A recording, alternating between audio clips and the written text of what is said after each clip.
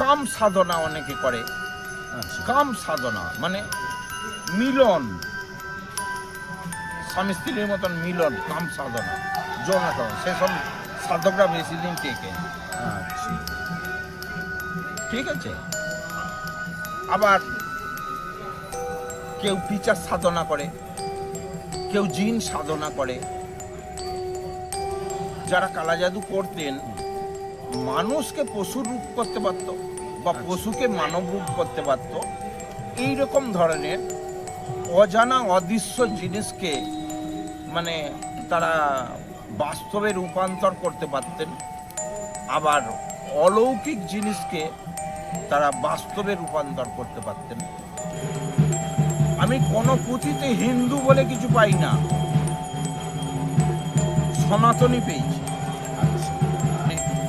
তুমি এটা জানো বাবা, তৎকালীন যুগে রাজরাজাদের যখন ব্যাপার ছিল, ব্রাহ্মণদের এরকম কথা ছিল, শূদ্রুর বাড়িতে কোনো মেয়ের বিবাহ হলে, অন্য জাতের কোনো মেয়ের বিবাহ হলে ব্রাহ্মণের বাড়িতে সেই মেয়েটা 3 দিন আগে থাকবে, তারপরে সে তার স্বামীর কাছে ফিরে আসবে। এর চাইতে ন্যূনতম নোংরা জঘন্য আর কি হতে পারে?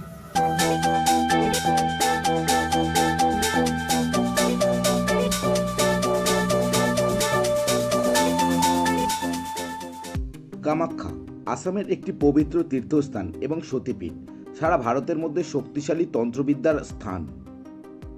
শোনা যায় কামাখ্যা সিদ্ধ তান্ত্রিক যারা হন তাদের ক্ষমতা বা তন্ত্রবিদ্যার শক্তি এতটাই যা সাধারণ মানুষের বোঝার বাইরে। আরও একটি কথা শোনা যায়, যারা অঘরী হন তারা সাধনার মধ্যে দিয়ে এমন এক জগতের অধিকারী হয় যা আমাদের বোঝার বাইরে। রাগ, ক্ষোভ, অহংবোধ এসব তাদের মধ্যে বিরাজ করে না। কোনো কিছু সাধন করতে গেলে কত ত্যাগের প্রয়োজন, আর কারোর মধ্যে যদি এই দুই শক্তি বিরাজমান থাকে তাহলে তাদের শক্তির পরিমাণ কতটা হতে পারে ভেবে দেখুন।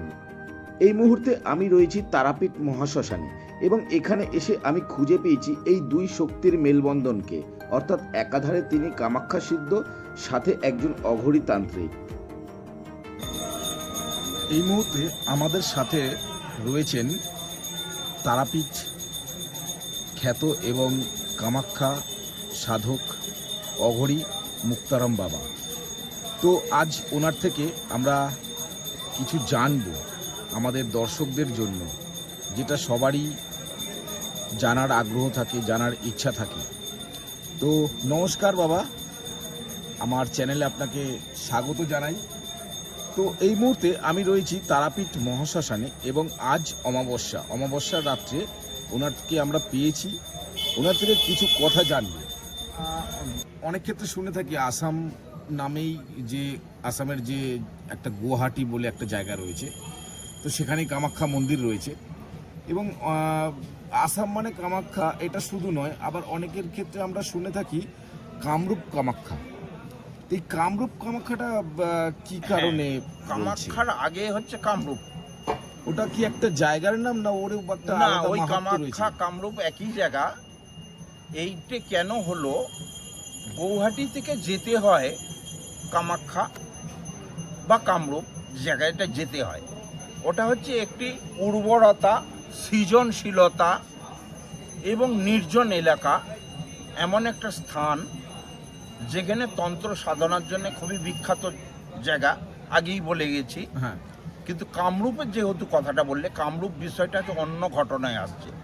যেহেতু মায়ের যোনি গর্ভ গৃহ ওখানে খসে পড়েছিল, এর মধ্যে কি বলবো, যেমন শুভ শক্তি আছে আবার অশুভ শক্তি আছে। যেমন আমি বলছি, উপমা দিচ্ছি বাবা, আমি একটা মানুষ, একদম। আমি দাঁড়িয়ে রয়েছি বলেই আমার ছায়াটা পড়েছে। হ্যাঁ, ঠিক সেই রকম মায়ের ওখানে গর্ভগৃহ খসে পড়েছে বলি কাম দেবতা আচ্ছা, মাকে মানে ওই গর্ভগৃহকে মানে ভোগ করার জন্যে, হরণ করার জন্যে তিনিই তখন ওখানে সর্বেসর্বা হয়ে উঠেছিলেন। আচ্ছা, তখন শিবের ত্রিনয়নে জ্যোতি থেকে ওই কামদেব ভস্মীভূত হয়ে গিয়েছিলেন। মহাদেব জানতে পেরে গিয়ে তখন তার ত্রিনয়নের জ্যোতি থেকে ওই কাম দেবতা মানে ভস্মীভূত হয়ে গিয়েছিলেন, শেষ হয়ে গিয়েছিলেন। তখন কামদেবের স্ত্রী তখন মহাদেবকে জড়িয়ে ধরে বা মাকে জড়িয়ে ধরে তার স্বামীর প্রাণ ফিরে পাওয়ার জন্যে বহু সাধনা তপস্যা করার পরে কামদেব তার আবার প্রাণ ফিরিয়ে দেয় মহাদেব। কামদেব কে তার প্রাণ ফিরিয়ে দেয় মা এবং মহাদেব, যার জন্যে ওটা প্রাচীন নাম রয়ে গেছে কামরূপ। কামাখ্যা তো একাধারে সতীপীঠ, তো এই কামাখ্যায় দেবীর কোন রূপের পুজো হয়? অ্যাকচুয়ালি কামাখ্যায় মায়ের ওই জনি গর্ভগৃহেরই পুজো হয়, আর সেইটে রয়েছে যে আপনার কামাখ্যার ওই যে সৃজনশীলতা, যে পাহাড় নীল পর্বত, যে নীল পাহাড়, ওই পাহাড়ের গভীরে নেমে যেতে হয়, বহু গভীরে নামতে হয় সুড়ঙ্গ দিয়ে। নাবার পরেতে ওই গুহার ভেতরেতে ওই প্রদীপের মতন একটা চিহ্ন আকার রয়েছে, সেখান দিয়ে সবসময় জল বয়ে যাচ্ছে। আচ্ছা, ওই মায়ের গর্ভগৃহ বা জনি ওই জায়গাটা পুজো হয়। ভারতবর্ষের সমস্ত মন্দিরের মাতৃ মন্দিরের দরজা বন্ধ থাকে, আর কামাখ্যা মন্দিরের দরজা বন্ধ থাকে। মায়ের পিরিয়ড যখন শুরু হয় তখন ওই যে মহারাজ আছে চোখে কাপড় বেঁধে ও আস্তে আস্তে সেখানে গিয়ে ওই কাপড় দিয়ে আসে। আবার 3 দিন পরে যখন দরজা খোলা হয় তিনি ওই চোখ বন্ধ করেই আবার ওই কাপড় নিয়ে আসে, কারণ হচ্ছে মা তো উলঙ্গ, দেখতে নেই, ওই জন্যই ওখানের ওই সিস্টেমটা। এবার ওই যে কাপড়গুলো যে বেরিয়ে আসে আমাদের ভারতে কিন্তু একটাও থাকে না। আচ্ছা, ও চলে যায় নেপাল রাজ্যে, রাজার কাছে একটা চলে যায়,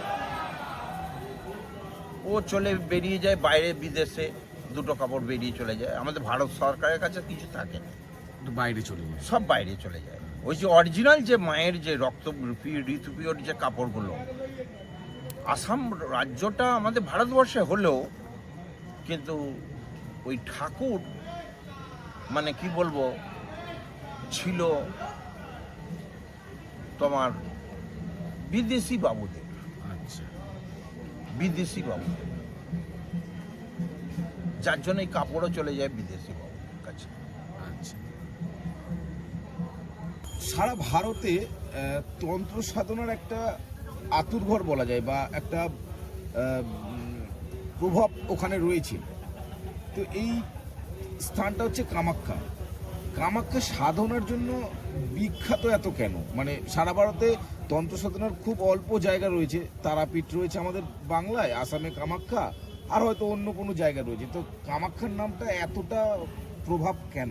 মানে কামাখ্যাটা হচ্ছে বাবা আমাদের ভারতবর্ষের একটা আসাম রাজ্য, যে আসাম রাজ্যে কামাখ্যায় মানে পৌরাণিক কাহিনী যদি ধরা হয়, সতীর যে 51 খণ্ড দেহকে টুকরো করে নারায়ণ সুদর্শন চক্র দিয়ে যে কেটে ফেলেছিল, তার মধ্যে কামাখ্যাতে মায়ের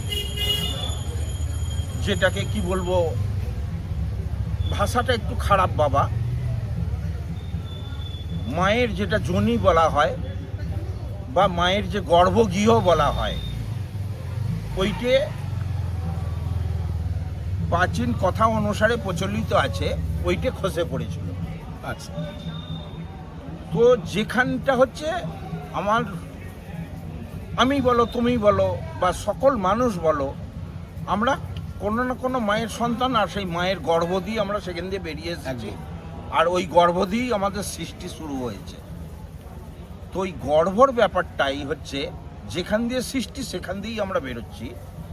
তো সেইটি হচ্ছে কামাখ্যায় মায়ের ওই গর্ভগৃহ বা ওই জনিদার যে খসে পড়ার জন্যে, ওইটে তন্ত্র সাধনার জন্যে ওই জায়গাটা যে সৃষ্টির যে সুরকারী, হ্যাঁ, প্রবেশের সুরকারী বা সৃষ্টির সুরকারী যে জায়গাটা খুব মাহাত্ম্য, এবং তন্ত্র সাধনায় এটা খুব জাগ্রত ব্যাপার, আর প্রচুর এনার্জি লাভ পাওয়া যায়।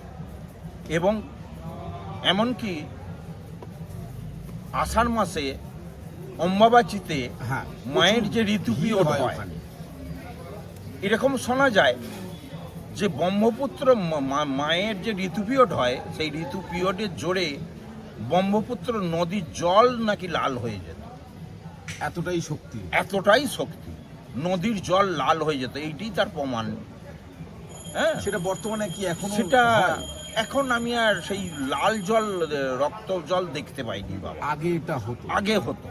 তো সেই হিসেবে কামাখ্যায় এই তন্ত্র সাধনা খুবই একটা জাগ্রত, আর তান্ত্রিকরা ওখান থেকে সিদ্ধি লাভ করতে পারে খুব ভালো। কামাখ্যা যেমন তন্ত্র সাধনার একটা বিশেষ জায়গা, সেই রকম শোনা যায় আসামেই কালা জাদু বা জাদুবিদ্যার জন্য আসামের একটা জায়গা বিখ্যাত।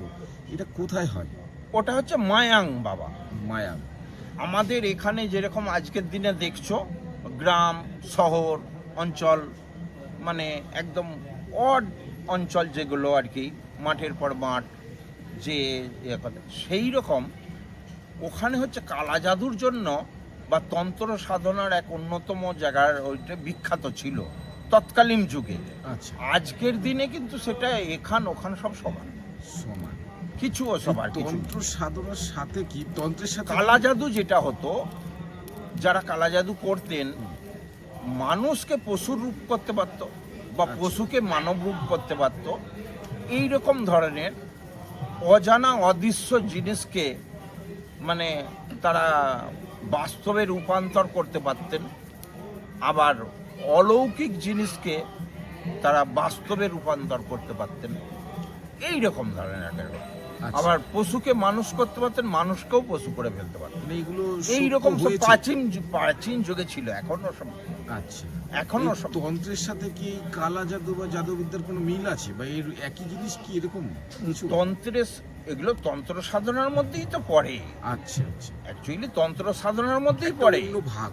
হ্যাঁ, ভাগ, বিভিন্ন পথের ভাগ। যেমন বৈজ্ঞানিক পথে আমি ডাক্তারের যদি ভাগ ধরি, আমাদের গোটা শরীর অঙ্গ প্রত্যঙ্গ যতগুলো তার মানে রয়েছে, ফিংরি আছে, হ্যাঁ। ঠিক তত রকমের ডাক্তার আছে। যেমন চোখের ডাক্তার, দাঁতের ডাক্তার, নাক কান গলার ডাক্তার, আচ্ছা। ব্রেনের ডাক্তার, হাড়ের ডাক্তার, হ্যাঁ, আবার স্কিনের ডাক্তার, কেউ আবার কিডনির ডাক্তার, এই যে ব্যাপার স্পেশালিস্ট যেমন আছে, বুঝতে পেরেছি। ঠিক সেই রকম তন্ত্র সাধনায় অনেক আর ভাগ আছে। তৎকালীন যুগে ওই বিভিন্ন সাধনা, যেমন কাম সাধনা অনেকে করে। আচ্ছা, কাম সাধনা মানে মিলন, স্বামী স্ত্রীর মতন মিলন, কাম সাধনা, যৌন সাধনা, সেসব সাধকরা বেশি দিন টেকে না। আচ্ছা, ঠিক আছে। আবার কেউ পিচার সাধনা করে, কেউ জিন সাধনা করে, কেউ এই যে আপনার অপ আত্মা যেসব রয়েছে সেই সব সাধনা করে। এই যে বলছেন যে পিচাস বা অপআত্মা বা জিন, এর উপকারিতা, উপকারিতা বলে কিছু হয় না বাবা। তাহলে তারা করে কি কারণে? মানে কিছু তো একটা দেখো বাবা, আমাদের পাওয়ার আমাদের এই যে একটা দেহ, এই দেহের মধ্যে সবসময় একদিকে ভগবান বিরাজ করছে আর একদিকে শয়তান বিরাজ করছে। হ্যাঁ, মানুষের শরীরই ভগবান বিরাজ করছে, আবার মানুষের শরীর শয়তান বিরাজ করছে। শয়তান যখন বেশি জাগ্রত হয়, তখন সে মানুষ হয়ে মানুষের সর্বনাশ করতে চায়, মানুষ হয়ে মানুষের ক্ষতি করতে চায়। তাহলে এগুলো কি মানুষের মতন দেখতে, এরা কিন্তু মানুষ নয়, এগুলো মনুষ্য জীব বা মনুষ্য প্রাণী। আচ্ছা, মানুষের মতন দেখতে হলেই যে মানুষ হয়ে যাবে এটা নয় বাবা। তাতে যেই হোক, শুরু থেকে শেষ পর্যন্ত যত বর্ণের উঁচুতেই নেতা, মাথা, মন্ত্রী বা যে কোনো ধরনের মানুষ হোক না কেন, বা যে কোনো বর্ণের মানুষ হোক না কেন, আমি সকলকে উদ্দেশ্য করে এইটাই বলবো, মানুষের মতন দেখতে, কিন্তু মনুষ্য জীবের সংখ্যা বেশি। আচ্ছা, মানুষের সংখ্যা পৃথিবীতে একটু কম হয়ে গেছে, জীবের সংখ্যাটা বেশি হয়ে গেছে। যদি জীবের সংখ্যাটা একটু বেশি থাকতো তাহলে এত মারামারি কাটাকাটি হনহনি হতো। ক্ষণক্ষণি বা এই আজকের দিনে দেখবে বাপ, দেবতাদেরকে কেউ আর ভয় পায় না। দেবতাদেরকে নিয়ে মানুষ ব্যবসা করছে।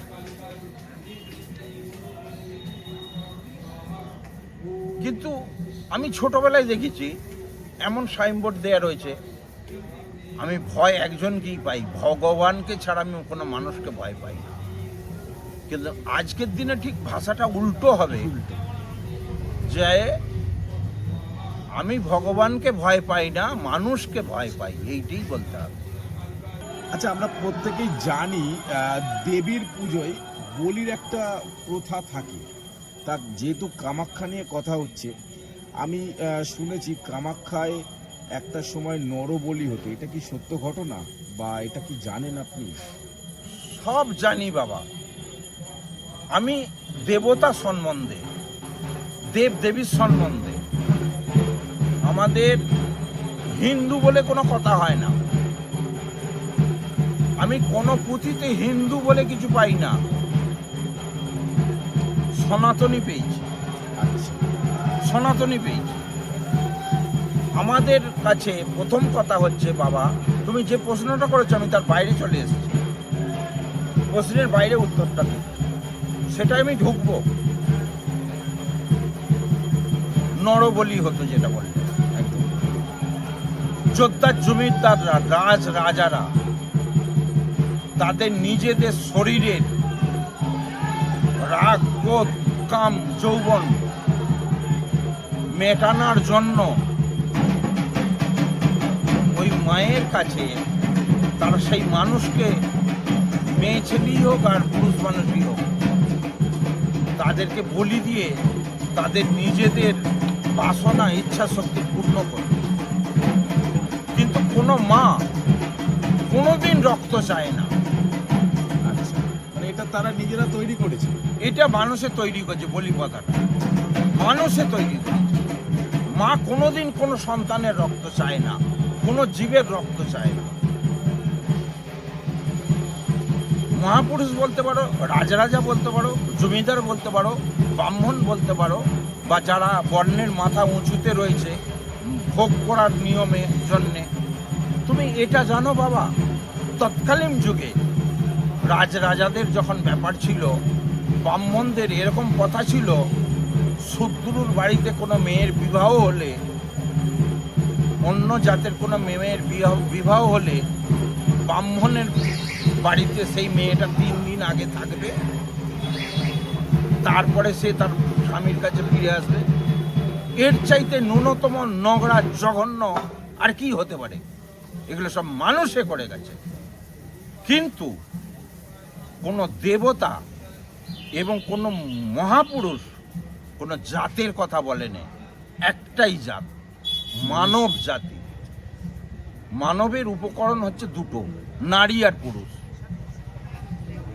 যে উনি অমুক জাত বলে তার পায়খানাটা মুখ দিয়ে বেরোয়, আর উনি বর্ণের মাথা বলে তার পায়খানাটা পিছন দিক দিয়ে বেরোয়, এরম কিছু নয়। সবই সৃষ্টি একই, সব মানুষের শরীর একই, খালি দেখতে আলাদা, দেখতে আলাদা। কিন্তু তুমি শরীরের অঙ্গ দেখে, উলঙ্গর যেমন কোনো পরিচয় হয় না, ঠিক সেই রকম বলছি, তো মানুষের শরীর বিগ্র রূপ দেখে তুমি বলতে পারবে এটা কি জাত? জাত তো মানুষই সৃষ্টি করেছে, একদম। তাহলে দেবতাটা তো সৃষ্টি করে। এবার বলির কথাটাও আসছি বাবা, আদিমের যুগের কথাই চলে যাই। হাজার হাজার বছর আগে বা লক্ষ লক্ষ বছর আগে মানুষ আর পশু কিভাবে থাকতো, সেই একই সমান। ঘর বানাতে জানতো না। যখন মানুষ সভ্যতায় এলো, গাছের ছাল পড়তে রইল। তার আগে কাঁচা মাংস খেয়েছে, মাংস স্বাদ পেয়েছে মানুষ। তারপরে যখন সভ্যতায় এলো, মানুষ মাংসকে পুড়িয়ে খেয়েছে, বা যে কোনো প্রাণীকে তারা পাক না কেন মেরে খেয়ে নিত। মানুষ মানুষের মাংস খেয়েছে, হ্যাঁ, এরকম শোনা গেছে। মানুষ মানুষের মাংস খেয়েছে এইভাবে বেঁচে থাকার জন্য।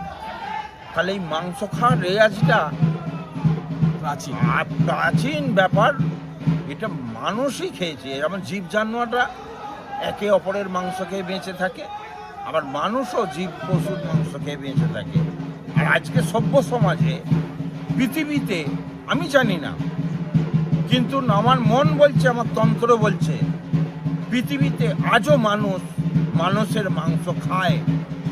সেরকম হোটেল উঠে গেছে, আছে নর মাংসর হোটেল আছে, এবং এমন দেশ আছে বাবা মা বৃদ্ধ হয়ে গেলে তাদেরকে মেরে কেটে খেয়ে নেয়, পুড়িয়ে খেয়ে নেয়। ওখানে ওসব কিছু নেই, ওদের কাছে ওসব কিছু না। মানুষের মাংস আজও খাচ্ছে। তাহলে রাক্ষস কারা? অবশ্যই মানুষ। রাক্ষস তো সেই মানুষই, রাক্ষস আবার। এবার কোনো দেবী কোনো বলি প্রথা করেনি। কামাখ্যা কি বলছো বাবা? যে কোনো কালীমা কোনো বলি প্রথা করেনি। এইসব প্রথা তৈরি করেছে মানুষ, করেছে রাজরাজারা, করেছে জমিদাররা, করেছে শাস্ত্রের যারা মাথায় বর্ণের উপরে ছিল তারা সব সৃষ্টি করে গেছে, যারা সব লিখেছে। হ্যাঁ, এই বলি দিতে হবে, ব্রাহ্মণরা পাঁটা ঠ্যাংটা খাবে, আর যে কোপ করবে সে মাথাটা খাবে। ঠিক আছে, এইসব মানুষের সৃষ্টি হয়েছে নিজেদের ক্রোধ বাসনা মেটানোর জন্য। কোনো প্রাণকে হত্যা করে কোনো প্রাণ ভালো হয় না। আর কোনো দেবতা, কেউ যদি বলতে পারে এই দেবতার এই আকৃতি, ওই দেবতার ওই আকৃতি, বেদে বলছে কোনো দেবতার মূর্তি হয় না, কোনো দেবতার মূর্তি হয় না। মূর্তি তো মানুষে তৈরি করেছে। আর এত ভিন্ন রূপ আর এত ভিন্ন নাম সব মানুষে করেছে। তার কোনো আকার হয় না, তার কোনো শুরু হয় না, তার কোনো শেষও হয় না। তিনি কে? নিরাকার, দেখতেই পাওয়া যায় না। এগুলো তো মানুষই সৃষ্টি করে। দুর্গা এইরকম দেখতে, কালী এইরকম দেখতে, মহাপ্রভু এইরকম দেখতে, অমুক এইরকম দেখতে। তার মানে বলির ব্যাপারটা মানুষেরই সৃষ্টি, সব মানুষের সৃষ্টি, দেবতার কথা নয়। আর এই যে পুঁথিতে যেসব লেখা হয়েছে, এগুলো আমি যতটুকুন বেদ ঘেঁটেছি জানি, নেই, ওসব নেই। কোনো দেবতার মূর্তি হয় না, আর বলির ব্যাপারও উল্লেখ নেই, উল্লেখ হয় না। আচ্ছা, কিন্তু যে উল্লেখ রয়েছে অন্যান্য বিভিন্ন পুঁথিতে, সেগুলো মানুষ বানিয়েছে। আচ্ছা। তুমি একটু দেখো তো বাপ, শুধু আমাদের ভারতবর্ষে এত দেবতার নামকরণ আছে, আর এত দেবতার পুজো পার্বণ আছে, আর যে ভারতবর্ষে কুসংস্কারে ভর্তি হয়ে রয়েছে, সেই জায়গায় মানুষ বেশি অশিক্ষিত হয়ে রয়েছে। এই অশিক্ষিত হওয়ার কারণে আজকে আমার ভারতবর্ষ কত পিছিয়ে গেছে জানো। এখানে যদি সত্য কথা বলি ধর্ম নিয়ে, তাহলেও বিপদ। আবার এই ধর্ম নিয়ে যদি রাজনীতির কথা বলি, সেটাও অর্ধেক মুখ বন্ধ রাখা ভালো। মানে বাবার কোনো শক্তি। কামাখ্যা নিয়ে আপনাদের যদি কোনো প্রশ্ন থাকে তা কমেন্ট করে জানাতে পারেন। যদি কারোর কোনো জটিল সমস্যা থাকে তাহলে মুক্তারাম বাবার সাথে যোগাযোগ করতে পারেন। স্ক্রিনে এবং ডেসক্রিপশন বক্সে ওনার নাম্বার দেওয়া থাকবে। যদি ভিডিওটি ভালো লাগে তাহলে শেয়ার করবেন এবং চ্যানেলে যদি নতুন হন অবশ্যই সাবস্ক্রাইব করবেন। সবাই ভালো থাকবেন, সুস্থ থাকবেন। জয় মা তারা।